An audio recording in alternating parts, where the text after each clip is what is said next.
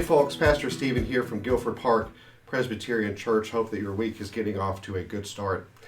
Yesterday we journeyed through the text of John chapter 9 and the story of Jesus with a man who had been born blind.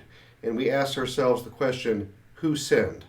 Because that was the question that the disciples asked of Jesus regarding this man. They don't really talk to the man, they talk about him.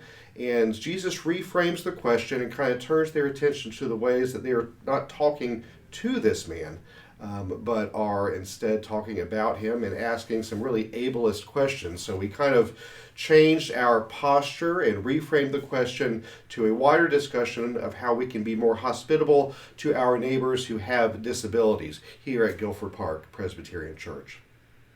This week, as we approach the fifth Sunday in Lent, we will change tone a little bit from the Gospels to the book of Ezekiel in what is probably the most famous passage in the book of Ezekiel. It's the story of the Valley of Dry Bones.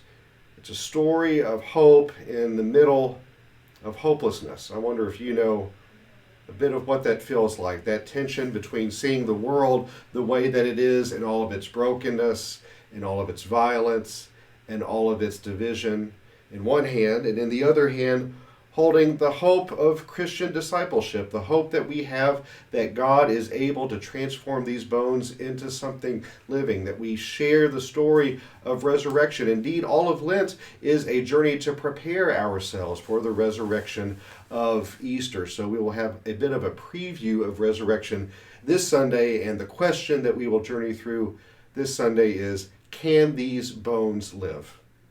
Now, this is going to be a really, really busy Sunday in the life of the people who are Guilford Park Presbyterian Church. At 9 a.m., as always, we will have breakfast in the Bible with our young families and our children, with our Director of Christian Education, Kim. He'll be in the Westminster room. At 10 o'clock, we will gather for worship, travel through that Ezekiel passage, but it's also going to be a very happy day. It's going to be the baptism of Trisha and mine's youngest daughter, Windsor Garrett Fearing.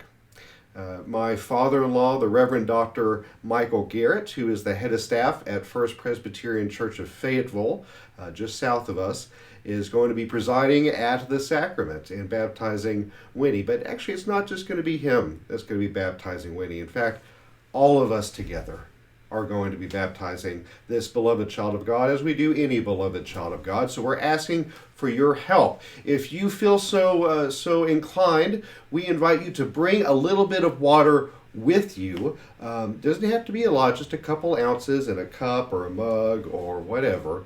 Bring it from your kitchen sink or wherever, and then come, and then at the beginning of the baptismal sacrament, we're going to invite the entire congregation to come up and pour just a little bit of water in the font to symbolize how together we are baptizing the newest child of this family in the name of the Father and the Son and the Holy Spirit. Don't worry, if you forget, it's okay. We'll have some water and you can participate in that way. At 11:15, after that worship service, Fred Beck is going to be leading our next chapter or section in Rachel Held Evans' book, Searching for Sunday. And then at 2 o'clock, we hope you all will come back, as we'll have a very special service of installation of me as the next pastor of Guilford Park Presbyterian Church. This will be a worship service not of the church, so to speak, but of the presbytery, of Salem Presbytery. Will gather a friend and colleague of mine, the Reverend Siobhan Starling Lewis, will be preaching for that service. She's one of the best preachers I know. She is a pastor at Memorial Presbyterian Church in Charlotte, south of us, and last summer she was elected as one of the co-moderators of our denomination, the Presbyterian Church USA. So I hope that you will come and be blessed by her leadership, be blessed by her preaching, be blessed by the word that she will be bringing us as we formally, at least, begin our time together.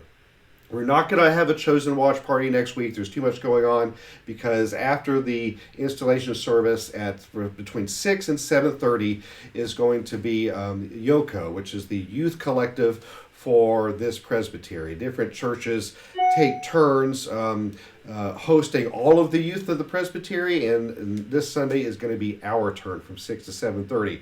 The halls are going to be full of youth and young adults. So if you would like to help us out, I do think that Miss Kim is still asking for some volunteers. Well, I think that's it. There's a lot going on here at Gopher Park Presbyterian Church. We hope that you will join us. We hope that you know that there is a very special place for you here in the neighborhood. Take care, y'all. We'll see you soon.